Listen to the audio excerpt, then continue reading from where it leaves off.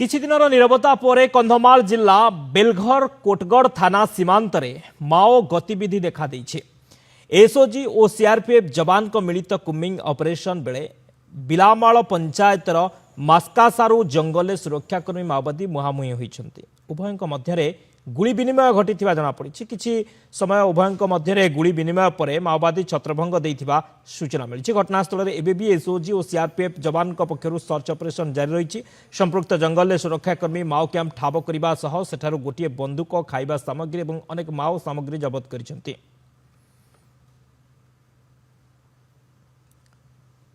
सुरक्षाकर्मी माओवादी मुहांमुही SOG CRPF जवान को मिलित कम्बिंग ऑपरेशन जारी रहिछि।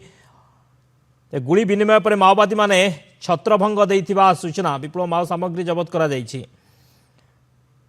विप्रचरण साहू बालीगुड़ा रिपोर्टर अच्छा आम सहित फोन लाइन विप्रचरण कौन सूचना रोचे सुरक्षाकर्मी माओवादी मुहांमुही होइछन्ति ए जो मुहांमुही रे वर्तमान सर्च ऑपरेशन जारी रही कि एवं के माओवादी को मृत्यु होइतिबा से संपर्क रे किछि सूचना रहउछि कि हाँ शक्ति देखो जदि कहवा आम दीर्घ दिन व्यवधान पर कंधमाल जिले में पुणी थे माओवादी निजर स्थिति जाहिर कर जार फलस्वरूप कंधमाल जिलार बेलवर थाना अंचल माओवादी गतिविधि को लक्ष्य कर गुइंदा सूचनार आधार को भित्ति करी एसओजी जवान एवं सीआरपीएफ जवान पक्षर कुम्बिंग ऑपरेशन जोरदार कर बेलघर थाना अंचल जो रही बिलामाल पंचायत जो रही निकटवर्ती जंगल से जंगल रे माओवादी कैंप थिबा सूचना पाइथिला पुलिस ए घटना को नहीं सेठारे कुम्बिंग ऑपरेशन को जोरदार कर एसओजी 10टी एसओजी टीम एवं 4टी सीआरपीएफ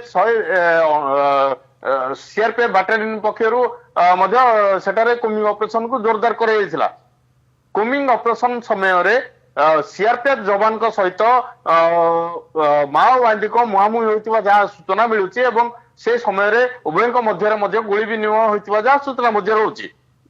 उभयଙ୍କ किछि